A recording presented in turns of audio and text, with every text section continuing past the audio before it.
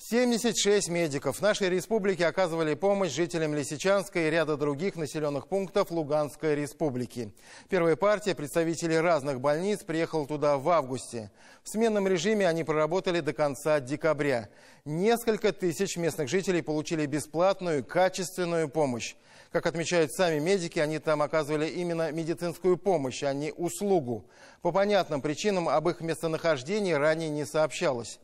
По инициативе депутата Госдумы Татьяны Ларионовой Министерство здравоохранения Республики и Федерации профсоюзов Татарстана на следующей неделе решено собрать всех медицинских работников, помогавших людям в зоне проведения специальной военной операции, чтобы поблагодарить каждого отдельно. Работать им пришлось практически в полевых условиях, приспособленных помещениях и в мобильной поликлинике, которая тоже была отправлена из Казани. Наши корреспонденты, побывавшие в зоне проведения специальной военной операции, уже рассказывали, в каких условиях живут в Лисичанске. И о местных медиках, которые, несмотря ни на что, тоже вышли на работу в неотапливаемые помещения без воды и электричества. Оказать квалифицированную помощь в условиях военного времени смогли специалисты из Татарстана.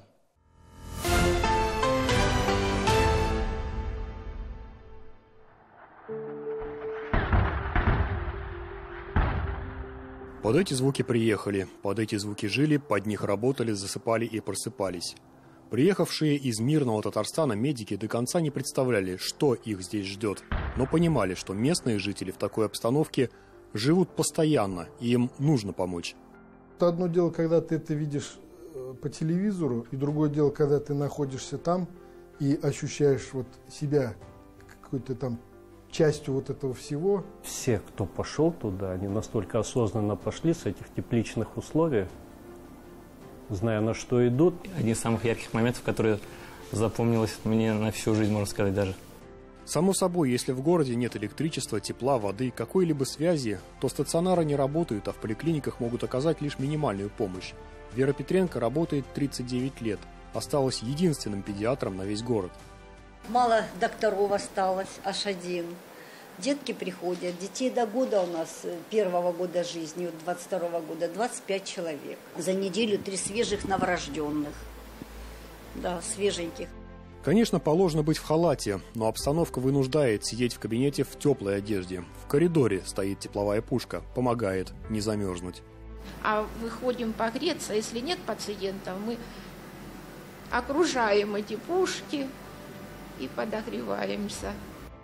Приехавшие на помощь коллегам и жителям Лисичанска медики из Татарстана работали в таких же условиях, в приспособленном помещении. За окном слышны разрывы, но они не мешали проводить медосмотр. Эльмира Номина, педиатр с 32-летним стажем, работала в Луганской республике в ноябре-декабре. Проводили медосмотры в детских садах, школах. Вернулась ночью 31 декабря. Посчастливилась встретить Новый год дома, в тепле, в тишине. И практически с первых дней наступившего года на рабочем месте, в детской республиканской клинической больнице Татарстана. Еще в памяти те дети, отвыкшие от мирной жизни. Всегда вот такой индивидуальный подход был к детям, человеческий.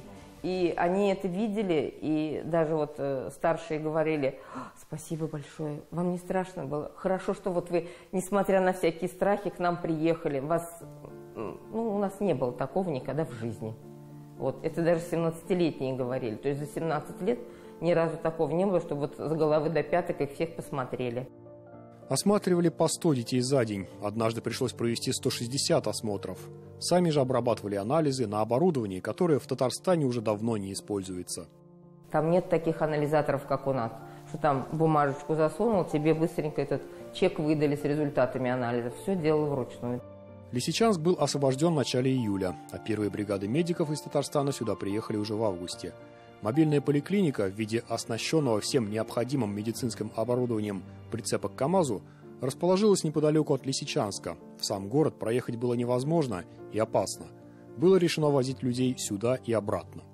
Вначале пришлось преодолеть вот это вот недоверие,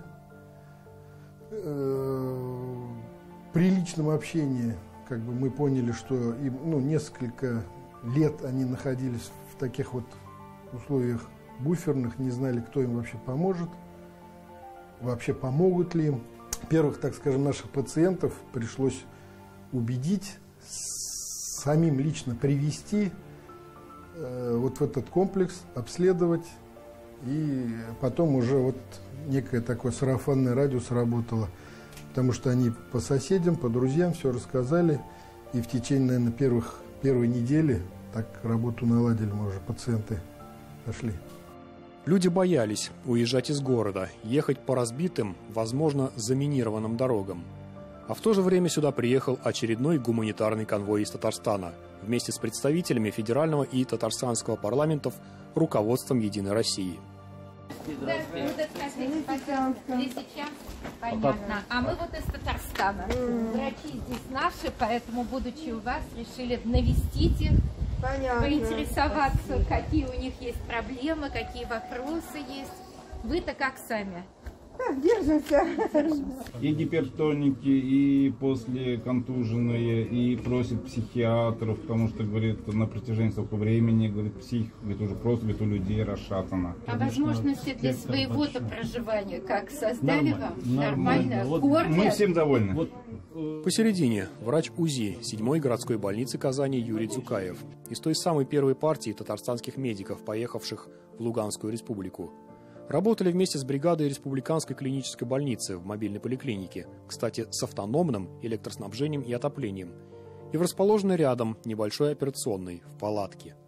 Встретились, говорит, с коллегами впервые, но чувство единения появилось сразу. Все взаимно дополнили друг друга. И вот это чувство, что каждый из нас зависит друг от друга, конечно, оно еще больше сплачивало. Приходилось доказывать местному населению, что приехали сюда оказывать именно медицинскую помощь, не услугу. Изначально настрой местных был негативным, не доверяли, боялись. Там же какая пропаганда у них была против нас. Литературу много мы находили, и школьные книжки. Вообще там жестко с первого класса их, что Россия – это враг, это все плохо. Так что уходили от нас, я же говорю, там и со слезами на глазах, и обнимали, и рисунки нам всякие писали, и благодарности писали. Я там виделся, общался с местным населением, им реально нужна помощь. Просто приведу пример, например, бабушке 86 лет, она вот сколько лет уже у нее суставы болят, она даже ни разу не делала рентген. Очень много услышали в адрес Татарстана и Министерства здравоохранения слов благодарности. Так как даже, например, там фотографии писали нам эти благодарственные, эти письма, там, или кто-то вообще уж местные жители приносили винограды нам в честь угощений такие. Образовалось боевое медицинское братство, невзирая на возраст и должности. Руководители, врачи, младший медицинский персонал – все понимали, что цель одна – помочь людям, порой не обращая внимания на их изначальное недоверие. Мы первое время встретили даже непонимание, даже со стороны тамошних медперсонала. Почему? Потом выяснилось, когда к нам уже первый пациент начал приезжать, у них первый вопрос был, сколько это стоит.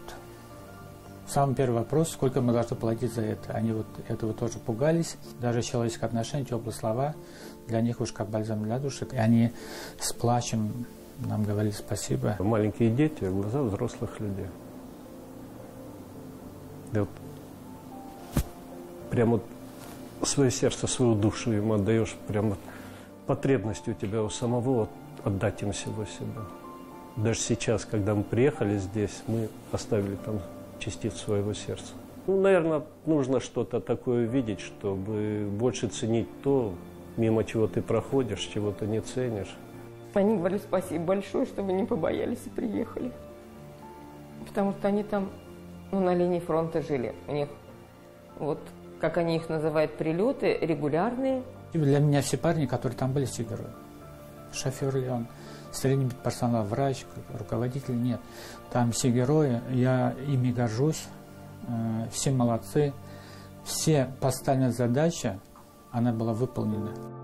Зуфар Давлетшин, Дмитрий Шлемин, Андрей Ключников. 7 дней.